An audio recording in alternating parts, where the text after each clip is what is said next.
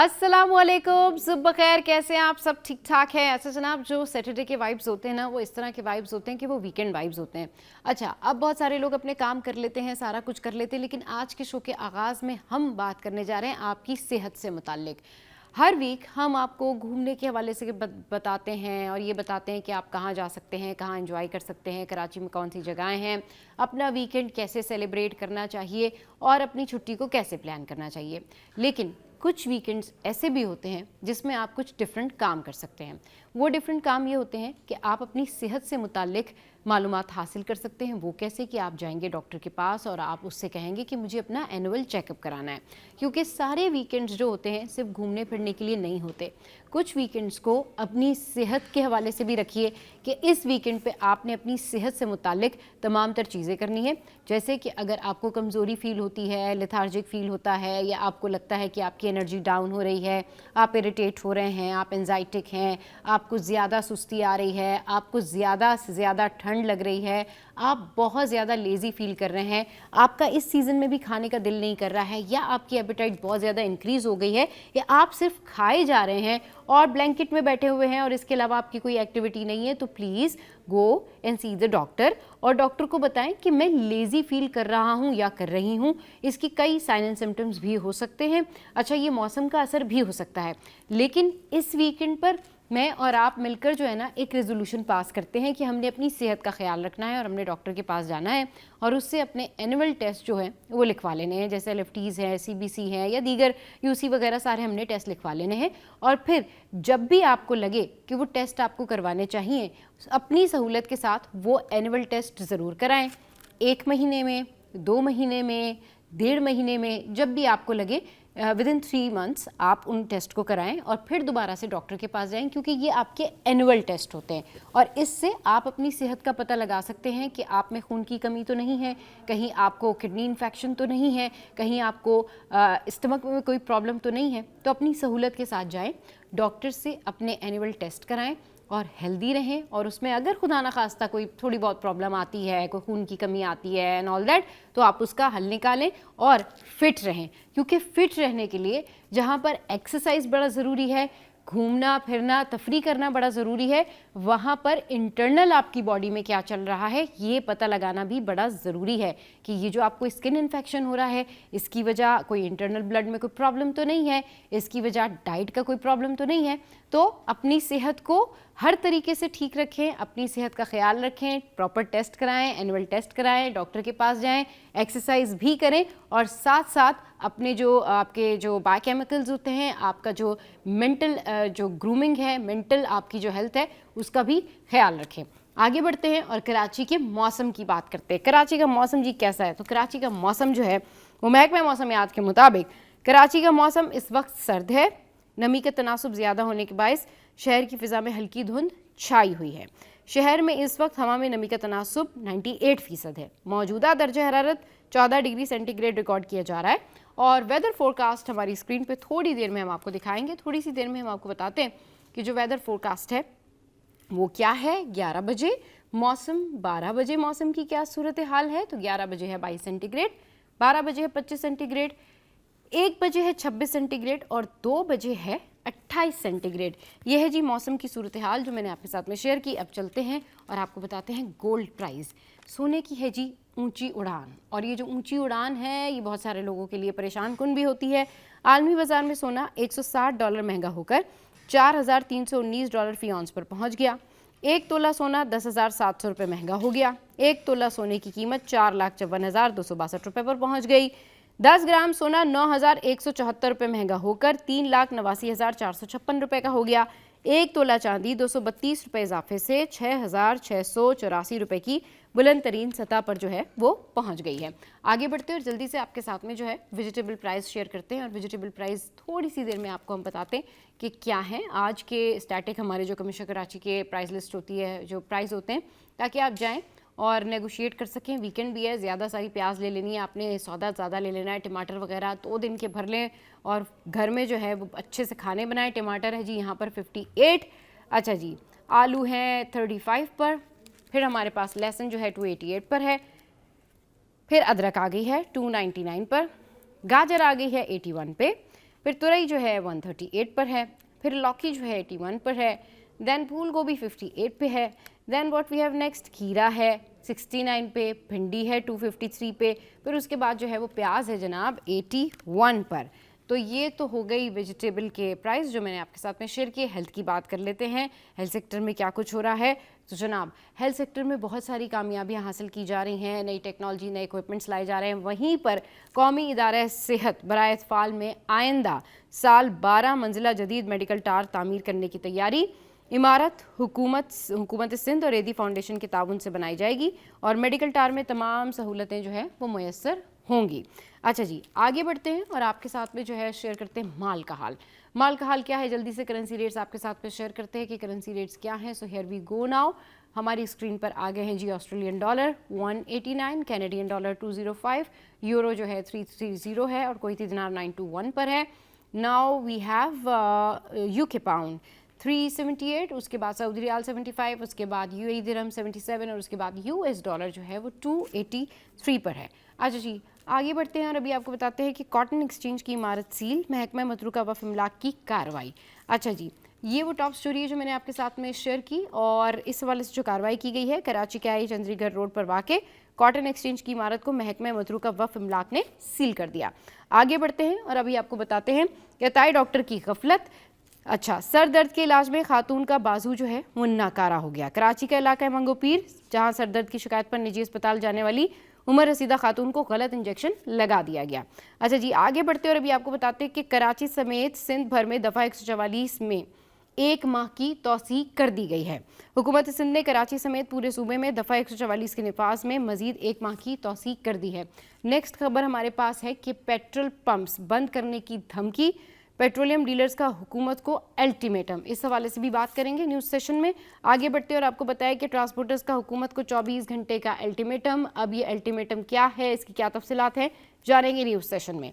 अच्छा जी, नेक्स्ट खबर है IMF की सख्त शराइत, SIFC मरात और नए स्पेशल इकोनॉमिक जोन पर पाबंदी। अच्छा जी, नेक्स्ट खबर है एशियाई तरक्याती बैंक की पाकिस्तान के लिए 54 करोड़ डॉलर की मंजूरी। इसकी इनसाइड स्टोरी क्या है, मजीद क्या डेवलपमेंट है, न्यूज़ सेशन में इस पर बात करेंगे। पाकिस्तान मुखालिफ मवाद पर भारतीय फिल्म धुरंधर पर खलीजी ममालिक में पाबंदी। पाकिस्तान मुखालिफ मवाद दिखाने पर भारतीय फिल्म धुरंधर को 6 खलीजी ममालिक में नुमाइश से रोक दिया गया है। ये हैं जी अहम खबरें जो मैंने आपके साथ में शेयर की। और अभी यहाँ पर वक्त हुआ है टी ब्रेक का। मैं थोड़ी सी चाय पीऊँगी, आप लोग भी टी ब्रेक ले लें, उसके बाद वापस आते हैं, फिर हमारे करस्पॉन्डेंट हमें ज्वाइन करेंगे और टॉप स्टोरीज पर हम उनसे बात करेंगे। Stay with us.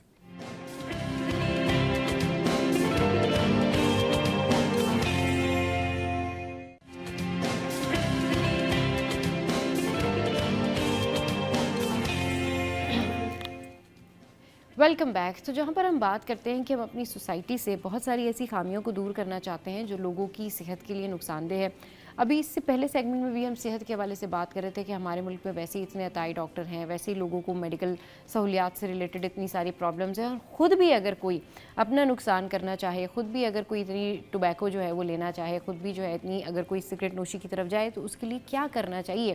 क्योंकि ऐसे लोगों को तो बहुत सारी अवेयरनेस की ज़रूरत है, ऐसे लोगों को तो ये बताने की ज़रूरत है कि इनको ये सब चीज़ें नहीं करनी चाहिए, ये इनकी सेहत के लिए हार्मफुल हैं, इनकी ज़िंदगी जो है वो स्टेक पे लग सकती है इन तमाम तर चीज़ों की वजह से। तो इस पर बात करने के लिए आज हमारे साथ जो है अब्दुल्ला मौजूद हैं, जिनका ताल्लुक़ है इंटरनेशनल टोबैको फ्री कैंपेनर से, और ये कैंपेनिंग करते हैं, अवेयरनेस जो है क्रिएट करते हैं और बहुत ज़्यादा अच्छा काम कर रहे हैं इस फील्ड में, और साथ साथ जो है सोशल एक्टिविस्ट भी हैं। अच्छा जी, इसके अलावा डॉक्टर साइमा सईद हमारे साथ मौजूद हैं, जो कि एचओडी हैं पल्मोनोलॉजी डिपार्टमेंट इंडस हॉस्पिटल से। इन दोनों को शो में जो है वेलकम करते हैं। अस्सलाम वालेकुम, वेलकम टू द शो। कैसे आप लोग? ठीक ठाक हैं? चलिए अब्दुल्ला, आपसे स्टार्ट करते हैं। Abdullah, last year you came to my show and I remember कि आपने कहा था कि अब नेक्स्ट ईयर जो है बहुत सारे ऐसे अचीवमेंट्स हासिल करने हैं जिसमें बहुत सारे लोगों को इस बात पर आपने कायल करना है, इस बात पर आपने मना लेना है कि वो आइंदा इस तरह से ये नहीं करेंगे और अपने आप को टोबैको फ्री रखेंगे। कितनी कामयाबी मिली? अस्सलाम वालेकुम, thank you for inviting me on the show again. और yes, it was a challenge, it was a task. अभी भी चल रहा है, अभी भी टास्क है। बट हमारी कोशिश है कि जितनी मेहनत करके, जितनी कोशिश करके अवेयर किया जा सके, it's something of their own choice, जो वो खुद से करेंगे। लेकिन हम उनको अवेयर कर सकते हैं, उनके मोटिवेट कर सकते हैं एंड स्मोकिंग को स्टिग्मा बनाया जा सकता है जिसमें हम काम कर सकते हैं।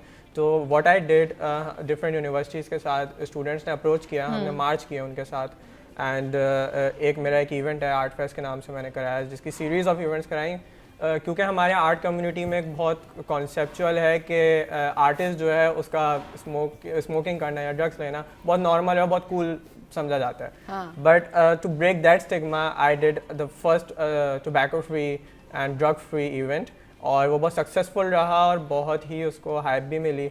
तो ये थी journey, but it's still going on. बहुत सारी कोलैबोरेशंस की तरफ जा रहे हैं, बहुत सारे आइडियाज़ हैं जिन पे काम करने पे अभी कोशिश कर रहे हैं, उनको आहिस्ता आहिस्ता रिवील करेंगे। सही, चलिए जी।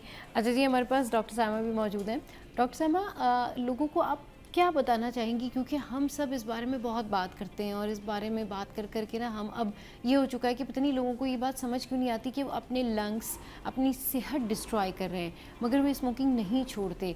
इसके इनिशियली क्या इम्पैक्ट्स होते हैं, चले जो इसके बाद में जो सिवियर इफेक्ट्स होते हैं उसके ऊपर तो बात करेंगे, बट जब कोई ये ट्राई करना शुरू करता है तो उसके इनिशियल इफेक्ट्स ज़रा बताएं ताकि लोगों को पता चल सके कि कितनी ख़तरनाक एक्टिविटी है। जी, thank you so much and thank you show पे बुलाने का। जी देखिए, जैसे हम थोड़ी देर पहले भी बात कर रहे थे, कुछ लोग हैं जो टबैको यूज़र्स हैं, उनको तो हम एक तरीके से एडवाइस करना चाहेंगे कि वो किस तरह अपनी हैबिट जो बन जाती है उसको बदलें।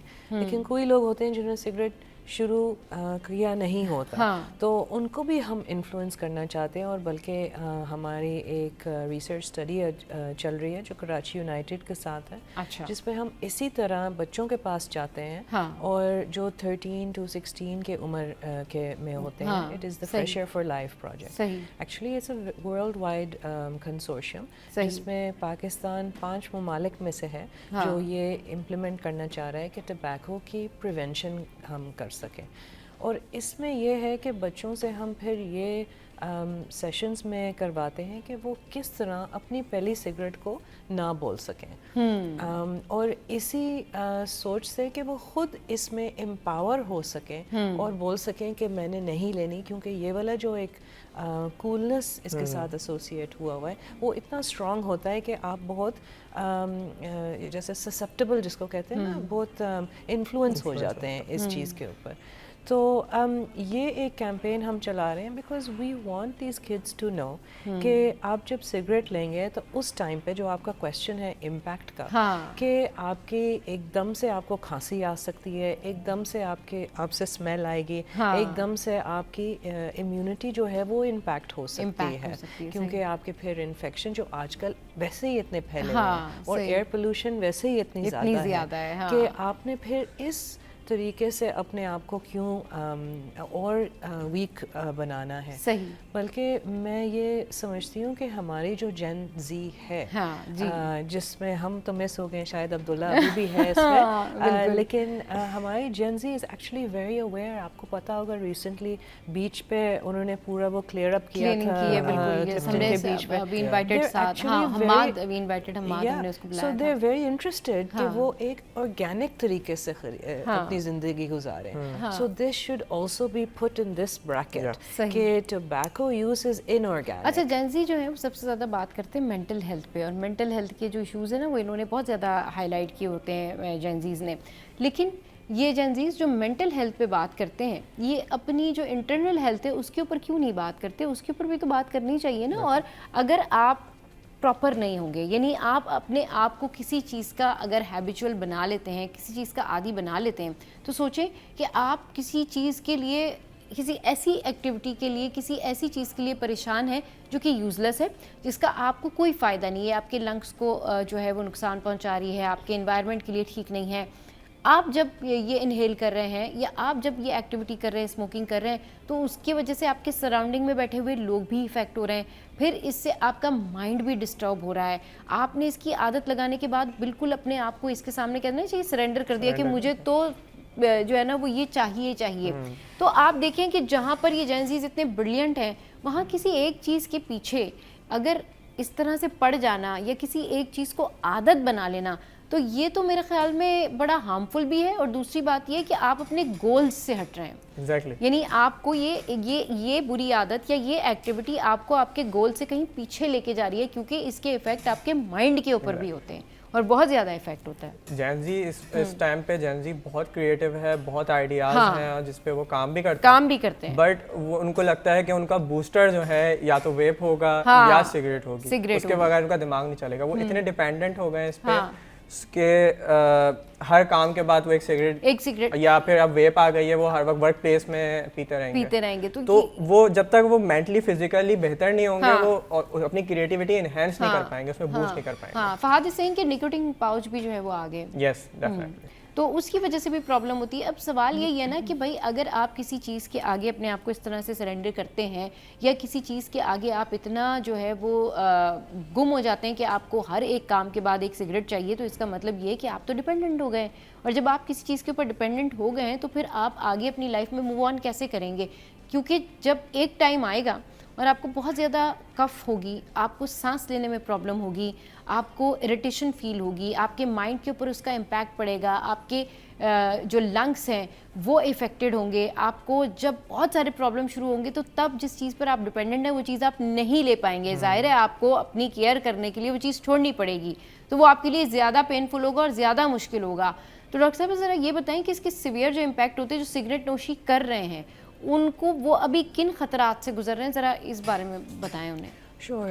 Just to reiterate one point जो एडिक्शन की है, क्योंकि ये जो निकोटीन होती है, जो हमारे ट्रेडिशनल टबैको प्रोडक्ट्स हैं, जिसमें सिगरेट है या जो स्मोकलेस जैसे गुटखा, मावा, ये वो, इनमें निकोटीन होती है।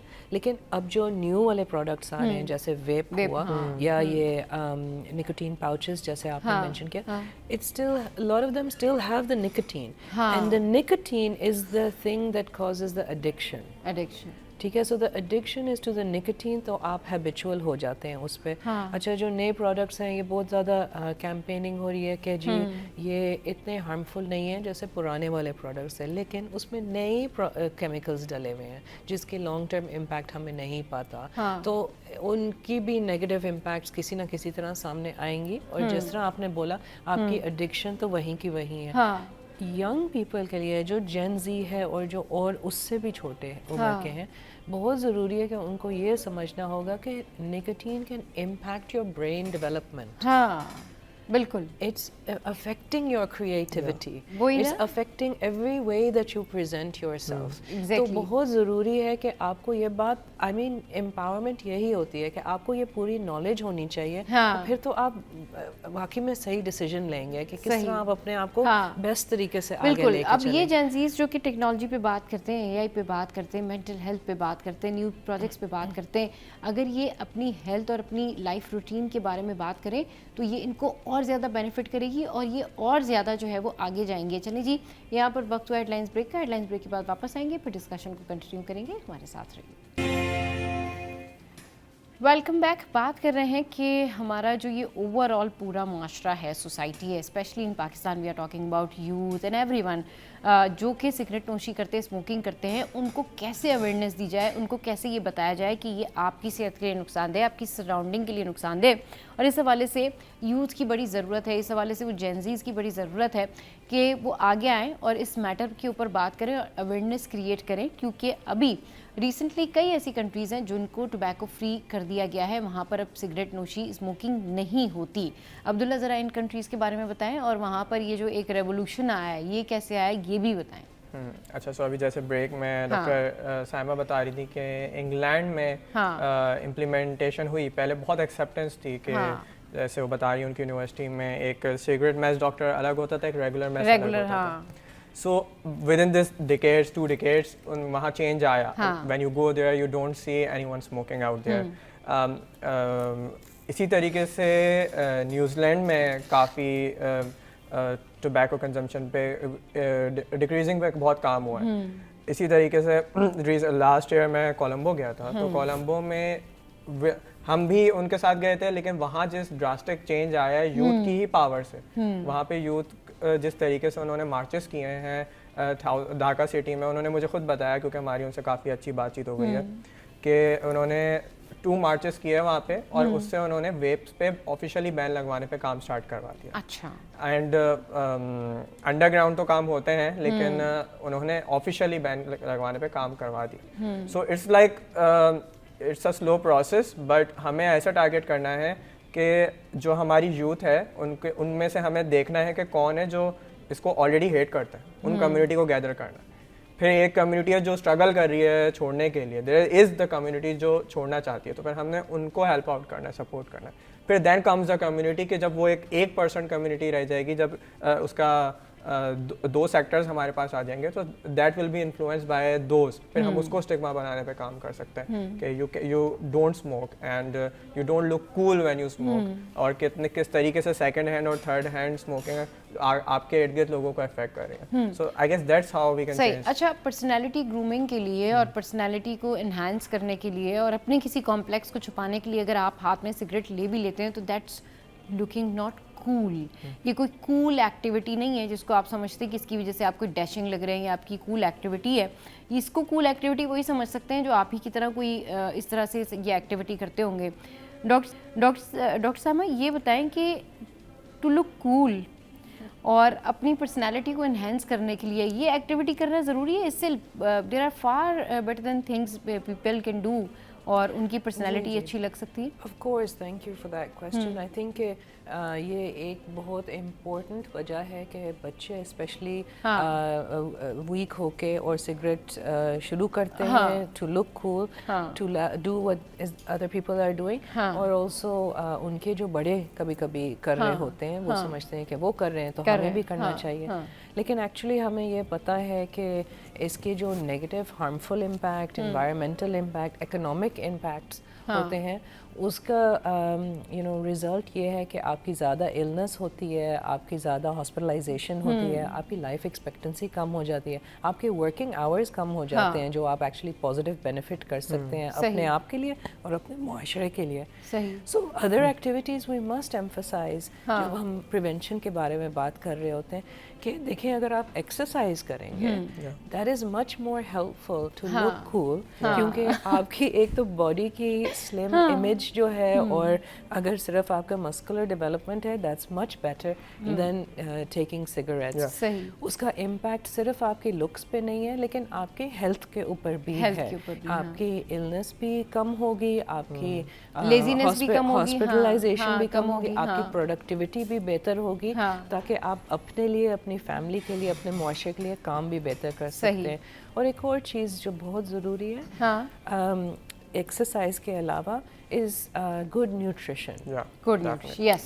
Because we've realized कि देखें हमारे जो मुआशरे में इवन जिस तरह हम 3 मील्स को देखते हैं, ब्रेकफास्ट, लंच, डिनर, उसमें भी शायद हम इतने डिसिप्लिन नहीं हैं कि हम देर से नाश्ता करते हैं, देर से लंच कर रहे होते हैं, देर से डिनर, और वो भी ज़्यादा फास्ट फूड की तरफ, और ये सॉफ्ट ड्रिंक्स जो होती हैं जिसमें प्रोसेस्ड केमिकल्स बहुत ज़्यादा होते हैं, और शुगर्स और स्वीटनर्स बहुत ज़्यादा होते हैं, जिसकी नेगेटिव इम्पैक्ट हमारी बॉडी टाइम के साथ, जिस तरह टबैको का नेगेटिव इम्पैक्ट होता है, इसी तरह इसका। अच्छा, ये जब नेगेटिव इम्पैक्ट की बात करते हैं ना, जब कोई डिजीज़ होती है वो चले जाती है, यानी कि वो आप उससे रिकवर कर जाते हैं, फिर आप उस स्टेट में होते हैं जब आप अपनी इम्यूनिटी बेहतर कर रहे होते हैं, अपने आप को बेहतर कर रहे होते हैं, और फिर आप उस फेज़ ऑफ लाइफ से निकल रहे होते हैं।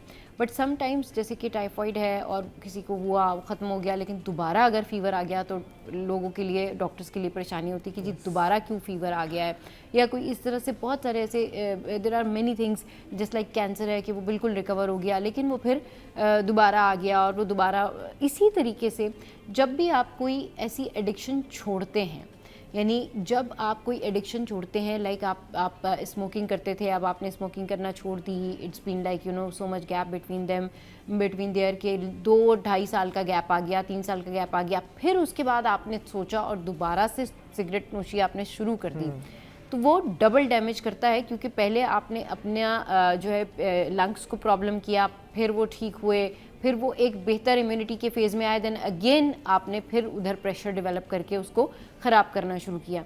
ये क्या वजह होती है कि इस तरह से कोई अगर कोई नशा हो, अगर वो नशा करना छोड़ दे, वो दोबारा थोड़े अरसे बाद उस पर वापस अगर कोई सिगरेट नोशी करता है, वो सिगरेट नोशी छोड़ दे तो 2-2.5 साल, 3 साल, 4 साल बाद, या समटाइम्स इट हैपेंस 6-7 महीने बाद ही वो दोबारा से स्टार्ट कर देते हैं। ये कोई रिपीटिंग साइकिल होती है, या ये कोई साइकोलॉजिकल प्रॉब्लम होती है, या ये वाकई इतने डिपेंडेंट हो जाते हैं कि उनकी बस हो जाती है कि नहीं अब हम इसके बिना नहीं रह सकते? ये क्या है डॉक्टर सामा इसके पीछे लॉजिक?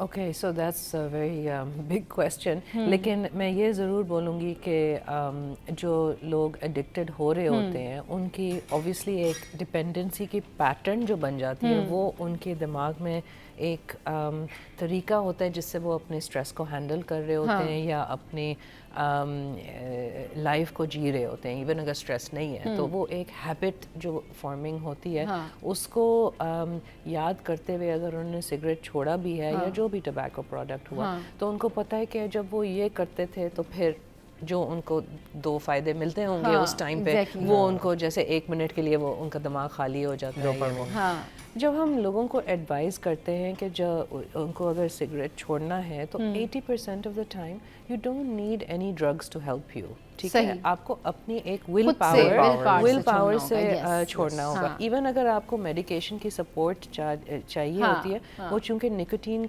एडिक्शन की एक जो डिपेंडेंसी होती है, अगर उसको विथड्रॉ करे तो फिर विल पावर कैसे बिल्ड होगी ये बताएं? ओके, द विल पावर जो है वो आपको ये सोचना होगा कि फॉर एग्ज़ाम्पल अगर मैं सिगरेट पी रही हूँ, अच्छा मैंने ये सोचना है कि अगले 2 हफ्ते में मैं किस दिन छोड़ूंगी।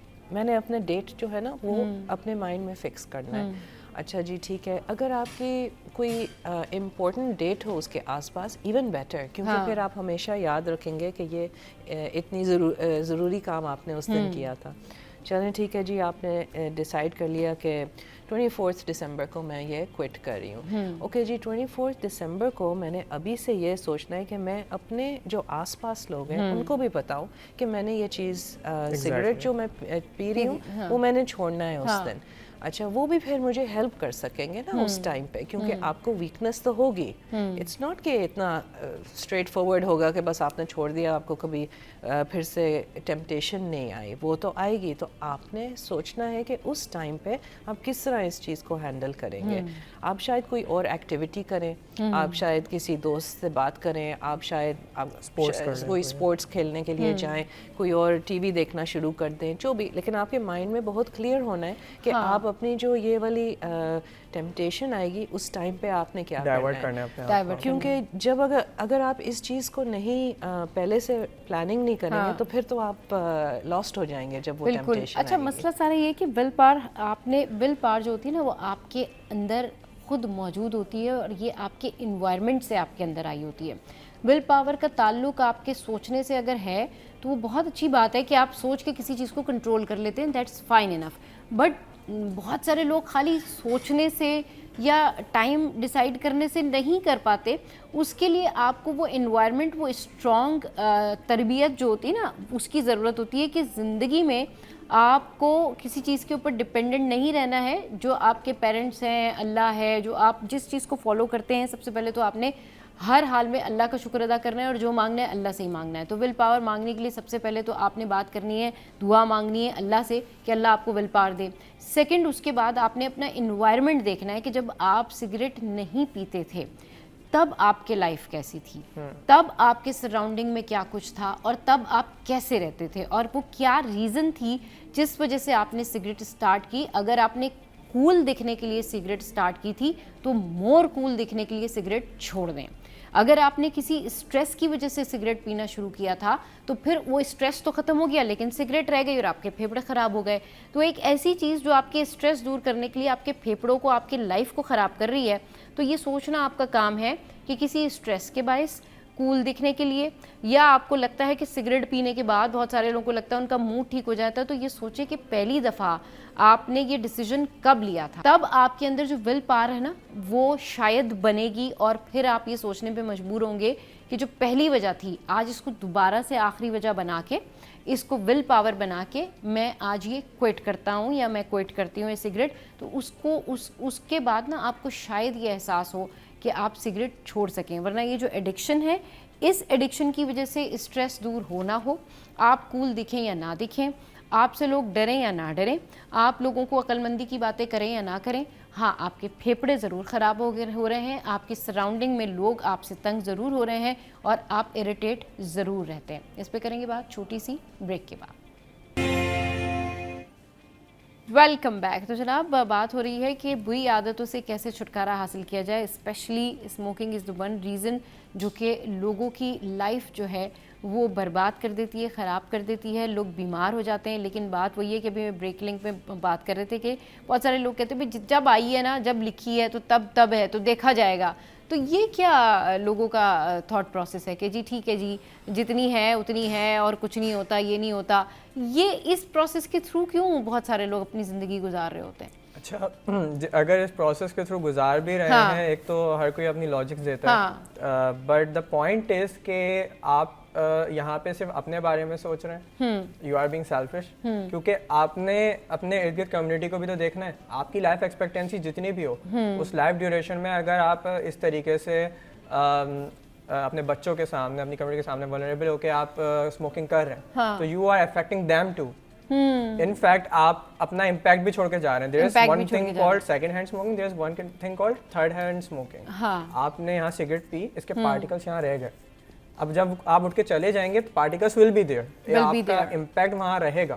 सो ये माइंडसेट को शिफ्ट करने की बहुत ज़रूरत है कि आपने कि मेरी जितनी ज़िंदगी है उतनी काटनी है, लेकिन आप किस मुश्किल के साथ काटेंगे और अपने इर्द गिर्द लोगों को मुश्किल में डालेंगे। So rather than putting everyone in difficulties, आपको ईज पैदा करनी है। You are here to create opportunities, to create ease for the people. हाँ, तो ये एक माइंडसेट शिफ्ट मतलब इस तरह तो जिंदगी में कोई भी किसी चीज़ की भी परवाह ही नहीं करेगा कि भाई ठीक है जितनी ज़िंदगी है उतनी ज़िंदगी है, बस फिर तो डॉक्टर के भी नहीं जाएं, फिर तो कहीं भी कुछ नहीं करें। मसला सारा ये है कि आप लोगों ने इन एक्टिविटीज़ से दूर रहना है। अब बहुत सारे लोग, जैसे अभी मुझे मेरे प्रोड्यूसर हैं फहाद, वो कहते हैं बहुत सारे लोग जो ओकेजनल पीते हैं, वीकेंड पे पीते हैं, और वीकेंड पे इतनी ज़्यादा नंबर्स ऑफ सिगरेट्स हो जाते हैं उनके कि वो पूरा वीक का जो है ना वो उनका पूरा हो जाता है। हाँ, ये क्या होता है माइंडसेट कि जी, मैंने बहुत सारे लोगों को सुना है इस तरह से कि मैं तो जी महीने में 1-2 सिगरेट पी ली तो पी ली, लोग इस तरह से बात कर रहे होते हैं। ठीक है, ये what kind of attitude is this के इसमें भी कोई लोगों ने जो है ना वो कोई स्टैंडर्ड बनाया हुआ है, ये भी कोई कूल रहने का या कूल बताने का कोई तरीका नहीं जी, मैं तो जो है वो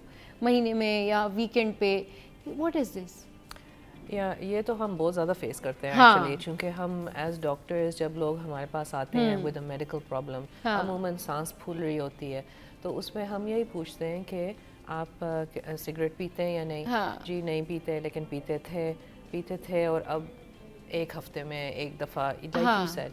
तो अमूमन ये अंडर प्लेइंग हो रही होती है हमारे सामने एटलीस्ट, कि हम इतना ज़्यादा नहीं पीते, इसका इतना ज़्यादा इम्पैक्ट नहीं होगा जो मेरा मसला है उसके ऊपर। लेकिन आई थिंक सोशली आपको थोड़ी सी वो यही वाली बात है कि you are in some environment जहाँ पे और लोग भी पी रहे हैं, तो आपको भी फील होता है कि मैंने भी करना है, so that I am fitting and I am you know adjusted यहाँ पे, और शायद आपका कॉन्फिडेंस फिर बढ़ता हो, आई डोंट नो उस सिनेरियो में।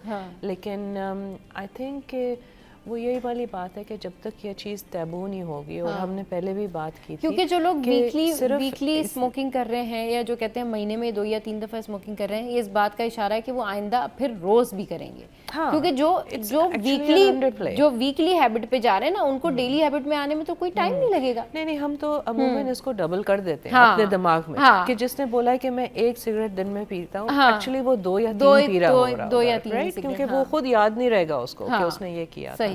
लेकिन I think the other important link here, जो हमने इतनी ज़्यादा बात नहीं की फॉर्मली, कि इन लोगों के साथ गवर्नमेंट की भी एक रिस्पॉन्सिबिलिटी बनती है कि वो एक एटमॉस्फेयर बनाए जिसमें सिगरेट यूज़ करना मुश्किल हो, जो सिगरेट और टबैको के जो प्रोडक्ट्स हैं वो मिलने मुश्किल हों। तो एक तो ये है कि पूरी दुनिया में WHO ने इन्फोर्स किया हुआ है कि आपको, and Pakistan is a signatory as well to WHO के जो स्टैंडर्ड्स हैं टोबैको कंट्रोल के ऊपर, क्योंकि अब तो बहुत क्लियर लिंक्स हैं कि इसके नेगेटिव इम्पैक्ट्स क्या हैं, कि आप जो हैं वो टोबैको टैक्सेशन पे बात करें ताकि फिर ये चीज़ महंगी पड़े, और बाकी दुनिया में यही चीज़ें काम आई हैं, जो कल्चरल चेंज हुआ है दूसरे कंट्रीज़ में। और न्यूजीलैंड का तो एग्जांपल बहुत अच्छा है, क्योंकि उन्होंने बहुत साइंटिफिकली इस चीज़ को देखा है कि हमारे अभी जो स्मोकिंग रेट है वो कितना है और हम क्या चाहते हैं 5 साल के बाद कि वो रेट कितना कम हो, ठीक है। तो वो नंबर्स को देख के वो देख रहे हैं कि किस तरह हम लोगों की स्मोकिंग हैबिट को चेंज करें। उनको हमें पता है कि टबैको टैक्स को बढ़ाएं, एडवर्टाइजिंग को बैन करें हर तरीके से, नॉट जस्ट टीवी पे, क्योंकि एक ज़माने में तो इवन पाकिस्तान में बहुत ज़्यादा एडवर्टाइजिंग स्पॉन्सरशिप्स वगैरह होती थी क्रिकेट मैचेस की और टीवी पे आते थे, लेकिन अब नहीं है इस तरह का। सो कुछ चीज़ें हुई हैं लेकिन अभी भी बहुत आगे जाना है। हमें पता है सोशल मीडिया कितना पावरफुल हो गया है हमारे माशरे में। सोशल मीडिया के जो कंट्रोल्स हैं वो इतने स्ट्रॉन्ग नहीं हैं टबैको ग्रुप्स जो होते हैं उनको अपनी एडवर्टाइजिंग वहाँ पे वो कर सकते हैं। उनकी बहुत सी CSR एक्टिविटीज़ होती हैं जिससे फिर वो इस तरह इम्प्रेशन देते हैं कि वो एक पॉजिटिव कंट्रीब्यूशन कर रहे हैं सोसाइटी को। सो ये वाली चीज़ें भी देखनी चाहिए कि हमारा इंडिविजुअल तो एक हमें अपनी विल पावर, अपना पोजीशन, अपनी आपको स्ट्रेंथन करना है और इससे दूर रहना है, लेकिन एक गवर्नमेंट के ऊपर भी एक ऑब्लिगेशन होती है कि वो किस तरह इसको आपके लिए आसान करे। बिल्कुल ठीक कह रही हैं कि गवर्नमेंट की भी बड़ी जिम्मेदारी है और बात यह है कि जहाँ पे गवर्नमेंट की जिम्मेदारी है वहाँ आवाम की भी जिम्मेदारी है। ये जो फैमिलीज़ होती हैं ये कितनी रिस्पॉन्सिबल होती हैं नॉट टू अंडरस्टैंड कि उनको ये बताना चाहिए कि भाई उनके बच्चे सिगरेट नोशी ना करें। मतलब ये बहुत सारी ऐसी फैमिलीज़ होती हैं जो कि नहीं ये बात समझती, उनको ये बात समझ में नहीं आती कि उनकी बहुत बड़ी जिम्मेदारी है कि जब उनके बच्चे घरों से बाहर निकल रहे हैं और वो इतने स्टेबल हो रहे हैं कि वो 9, 10 या 8 या ऐसी क्लासेस में हैं जहाँ पर वो ये अंडरस्टैंड करा सकें कि आपने सिगरेट नोशी नहीं करनी। ये कितना जिम्मेदारी है माँ की, बाप की, बहन की, भाई की या फैमिली मेम्बर्स की चेक इन बैलेंस रखने की अपने अपने बच्चों के ऊपर।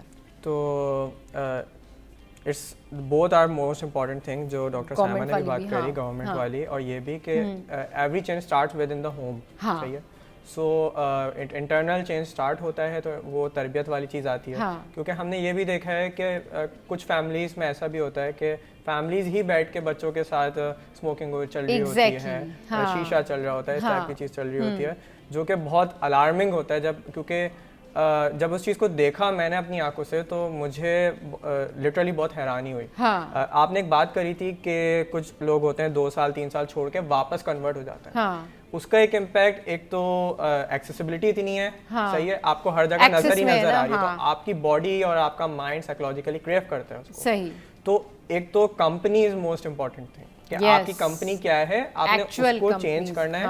क्योंकि ग्रुप ऑफ पीपल अगर एक साथ चलेंगे तो वो पावरफुल रहेंगे, लेकिन अगर उनमें ही आपके वो दोस्त होंगे, उनमें ही वो लोग होंगे जो स्मोक करते होंगे, वो आपको इन्फोर्स भी करेंगे कि आप क्यों नहीं पी रहे, आपने क्यों छोड़ दी, वो मज़ा ख़त्म हो गया, वो वाली चीज़।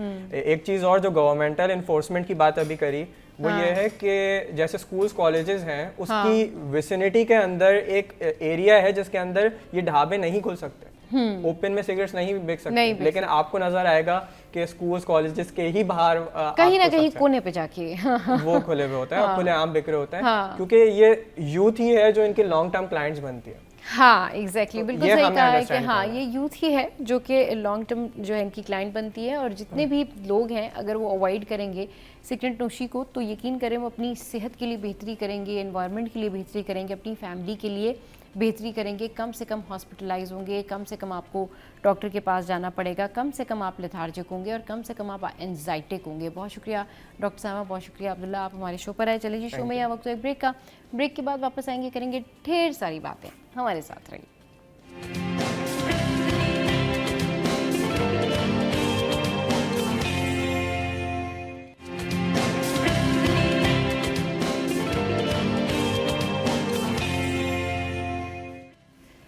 Welcome back. भाई अब कुछ बात कर लेते हैं खाने पीने के हवाले से, और इस वक्त हमारे साथ मौजूद हैं शेफ़। और विंटर सीजन जो है ना, it's all about activity, fun times, eating, going out, hang out.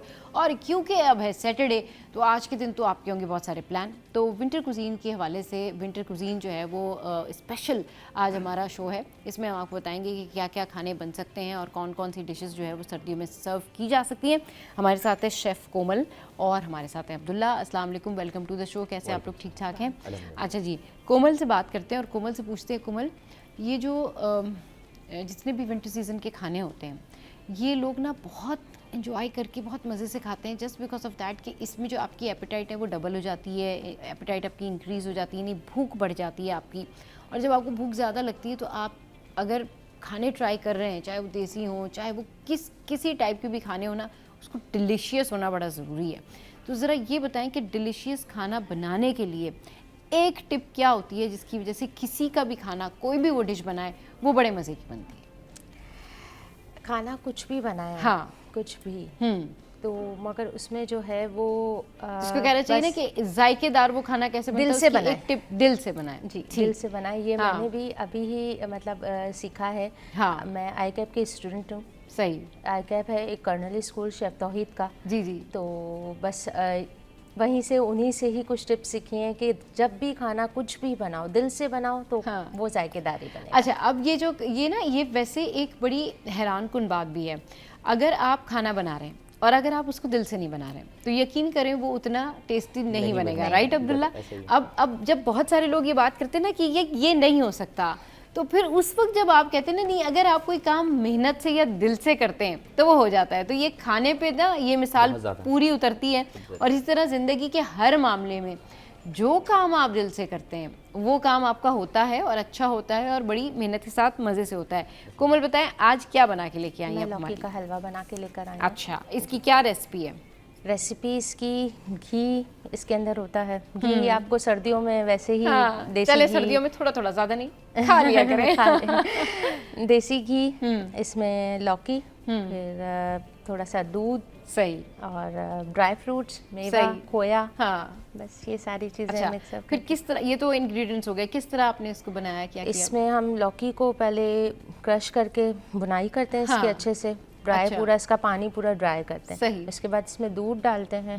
दूध डालकर फिर इसको हल्का सा लो फ्लेम पर 6 to 7 मिनट्स आप इसको छोड़ेंगे जब तक आपकी लौकी बिल्कुल गल जाए। फिर उसके बाद इसको अच्छे से मतलब ड्राई पूरा दूध को ड्राई कर इसमें खोया, बादाम, पिस्ते, ये सारी चीज़ें डालकर दम पे थोड़ी सी देर रखना, बस आपका लौकी का हलवा रेडी है। चलिए जी, ये तो बड़ी ज़बरदस्त और आसान और बड़ी शॉर्टेस्ट जो है ना वो रेसिपी है। अब्दुल्ला, क्या बना के लेके आए आज आप?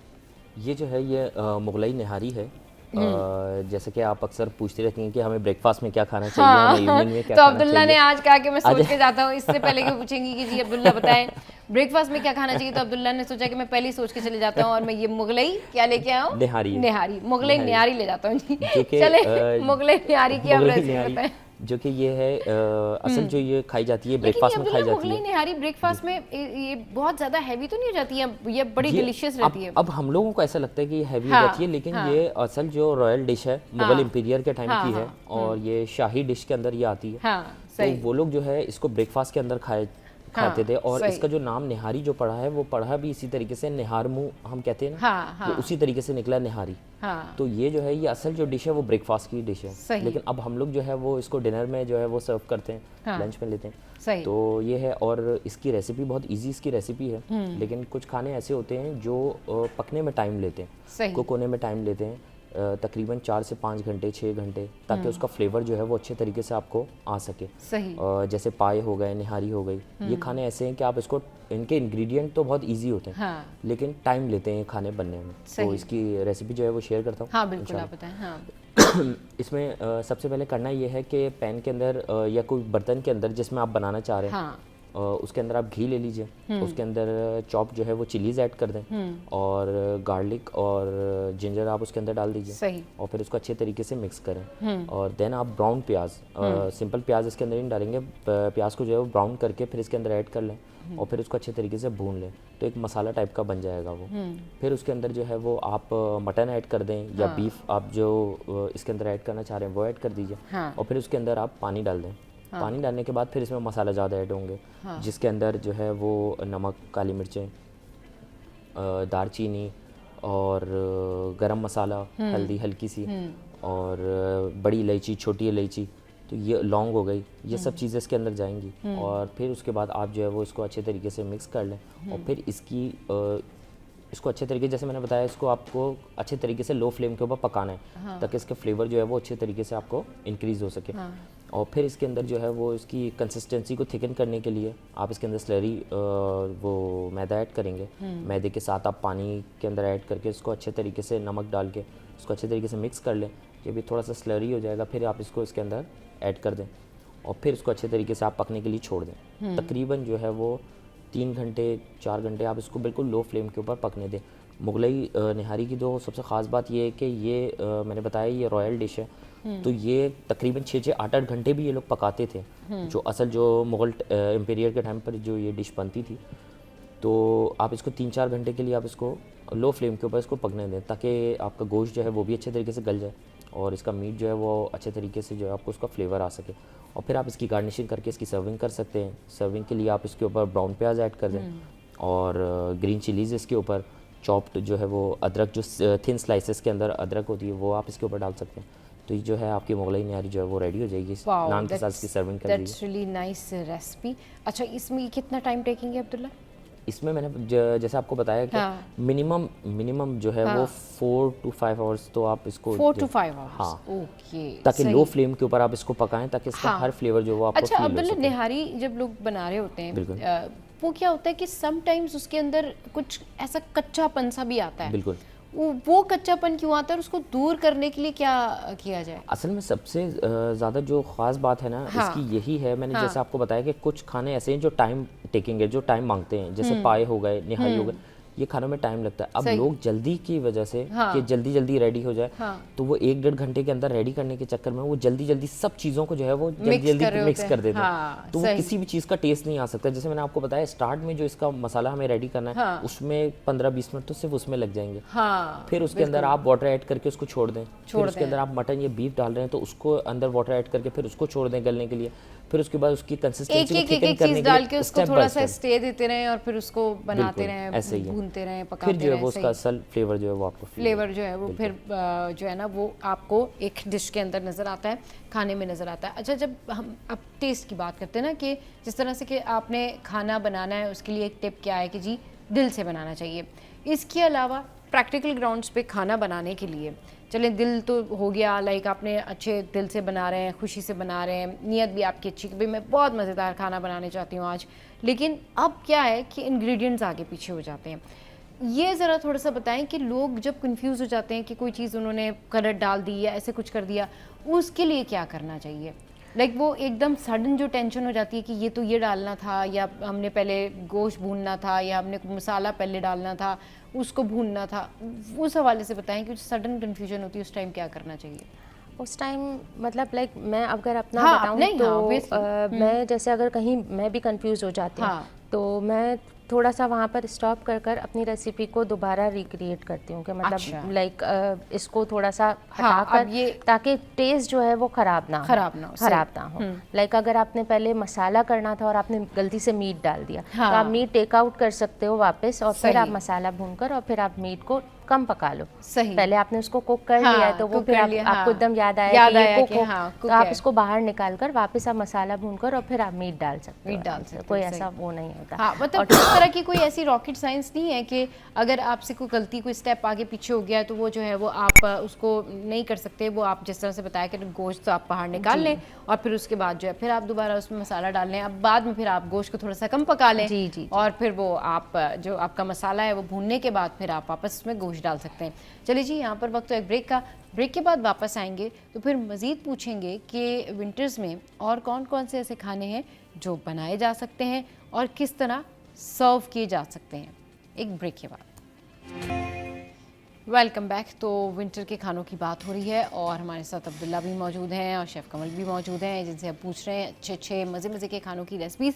मैं चाहूँगी कि आप हमें एक और जो है ना अच्छी सी रेसिपी हमारे साथ शेयर करें, हमारे व्यूवर्स के साथ में शेयर करें।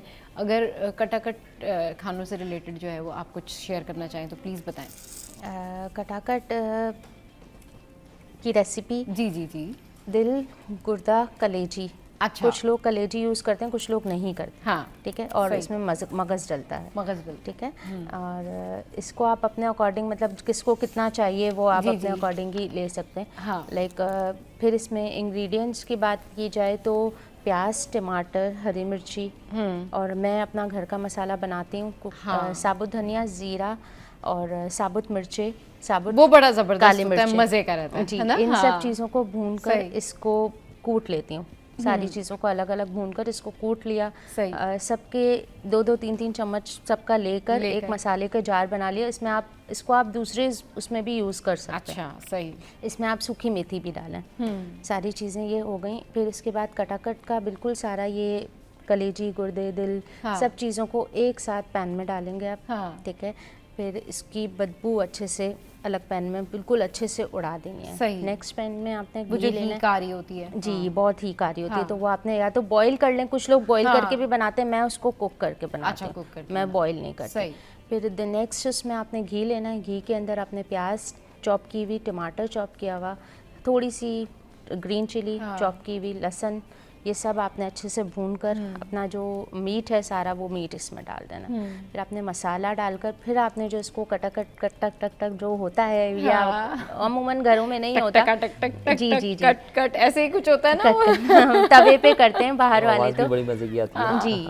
कट बहुत सारे लोग मतलब तवे पे करते हैं, बहुत सारे जिनके पास तवा नहीं होता मतलब इतना बड़ा, तो वो कढ़ाई में भी आप कर सकते हैं, लेकिन आपने इसका चमचा जो चलाना है ना वो कढ़ाई, शायद उसकी स्पेशलिटी यही है कि ये वो चलेगा ही ऐसे। जी जी, जब तक आप वो नहीं करेंगे आपको समझ नहीं आएगा कि आपने कटाकट बनाया, उसकी आवाज आनी जरूरी है, आवाज आनी जरूरी है। सही। अच्छा, हीट के बारे में आप बात करी थी, स्मेल के बारे में। बहुत सारे लोग कहते हैं कुकिंग करके नहीं निकलती, बॉईल करके हो जाती है, तो जी बहुत सारे लोगों के माइंड में ये होता है कि जैसे अब मैं कहीं भी जैसे हम पकाते हैं, तो बहुत सारे लोग ऐसे कहते हैं कि इसको बॉईल करेंगे तो स्ट्रेन करेंगे, उसके बाद ही इसकी हीट जाएगी। लेकिन मेरी सास का तरीका था वो कुक कर उसका बदबू उड़ाती थी, और मेरे मतलब मैके साइड का तरीका था उसको बॉईल कर तो वहाँ थोड़ा, लेकिन मैं सेटिस्फाई कुक कर होती, जब तक आप कुक कर लोगे ना तो वो में जो हीट है उसका वो निकल जाना बड़ा जरूरी है, जो आपको और वो बहुत जरूरी होता है मीट के अंदर, स्पेशली रेड मीट के अंदर, कि आप इसकी बदबू उड़ाएं, वरना खाने का जायका बहुत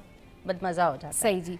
अच्छा जी, प्राण सूप जी अब्दुल्ला, सूप्स की तो काफ़ी दफ़ा मैंने रेसिपी शेयर कर चुका हूँ, और प्राउन सूप ये है कि अभी जो विंटर सीज़न जो चल रहा है हमारा, उसके हिसाब से तो बहुत ज़बरदस्त जो है वो एक सूप है। और इसमें करना ये है कि पहले आप जो है वो प्राउंस ले लीजिए, और प्राउंस को अच्छे तरीके से साफ़ करके उसको सॉल्ट और विनेगर के अंदर उसको अच्छे तरीके से वॉश कर लें, ताकि उसकी स्मेल जो है वो ख़त्म हो जाए। सही। और क्योंकि प्राउंस का भी सबसे ज़्यादा मसला यही है कि उसकी स्मेल बहुत जो है वो आती है, तो उसको स्मेल आपको ख़त्म करनी लाजमी है।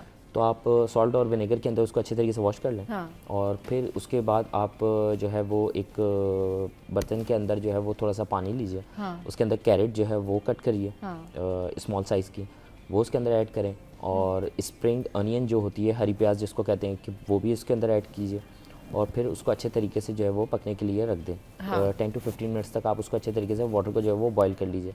फिर इसके अंदर जो है वो सॉल्ट, ब्लैक पेपर और पेपरिका पाउडर जो है वो इसके अंदर जाएगा, और उसके बाद जो है वो फिर उसको अच्छे तरीके से 3-4 मिनट तक उसको पकने दें, ताकि उसका जो फ्लेवर जो है वो और उसका कलर जो है वो ऑरेंज हो जाए। तो उसके बाद आप इसके अंदर प्राउंस ऐड कर दें। प्राउंस ऐड करने के बाद आप इसको ढक दीजिए, और फिर स्लरी जो थिकन करने के लिए इसकी कंसिस्टेंसी को आप कॉर्नफ्लोर के अंदर थोड़ा सा वाटर ऐड करें, और फिर उसको अच्छे तरीके से मिक्स करके उसी के अंदर ऐड करें, और फिर उसको 2 से 4 मिनट तक आप उसको पकने के लिए छोड़ दीजिए। अच्छा। तो उसकी कंसिस्टेंसी भी थिकन हो जाएगी, और जो प्राउंस का जो फ्लेवर है वो भी उसके अंदर जो है वो आ जाएगा, और ये आपका प्रॉन सूप जो है वो रेडी हो जाएगा। फिर आप इसकी सर्विंग कर सकते हैं। सर्विंग के अंदर जो है वो आप इसके ऊपर कोरिएंडर ऊपर से ऐड कर दीजिए। कोरिएंडर हो गई, और लेमन इसके ऊपर स्लाइसेस आप इसके ऊपर डाल टॉपिंग कर सकते हैं, और वो प्रेजेंटेशन के साथ गार्निशिंग हो जाएगी। सही।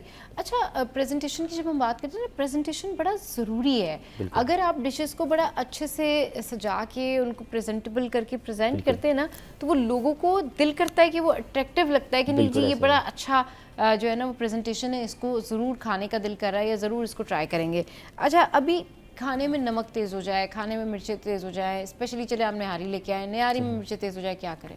अच्छा, इसकी जो है वो बेसिक कुछ टिप्स हैं। जो जैसे अब नमक का आपने बोला, तो अमूमन ऐसा होता है कि सालन के अंदर नमक तेज़ हो जाता है या निहारी में नमक तेज़ हो जाता है। तो इसकी कुछ टिप्स होती हैं कि मैदे की जो है वो आप, या आटे की जो है वो आप, हाँ बिल्कुल छोटी छोटी सी उसको राउंड करके उसको गूंद के जो उसकी बॉल्स टाइप की आप उसको बना लें, हाँ। और वो उसके अंदर आप ऐड कर लें। तो इसका जो सारा जो नमक है, कहते हैं आलू भी डाल देते हैं, मैं वही बता रहा हूँ कि वो ये थोड़ी सी टिप्स है। अच्छा, मतलब मेरी जो है वो दूध डालने से जो है, थोड़ा सा अगर आप दूध डाल दें ना किसी भी खाने में, अगर नमक तेज़ हो जाए तो दूध डाल दें तो उससे नमक बहुत कम हो जाता है, तो जायका उसका चेंज नहीं होता? क्योंकि मुझे तो ऐसा लगता है आलू डालने से भी शायद जायका चेंज हो जाता है, दूध डालने से भी नहीं होता। उसमें मर्ज, वो एक्चुअली उसमें मर्ज इतने अच्छे तरीके से हो जाता है वो कि वो पता नहीं लगता, क्योंकि आपने ऑलरेडी इतना मजे का भुना होता है उसको।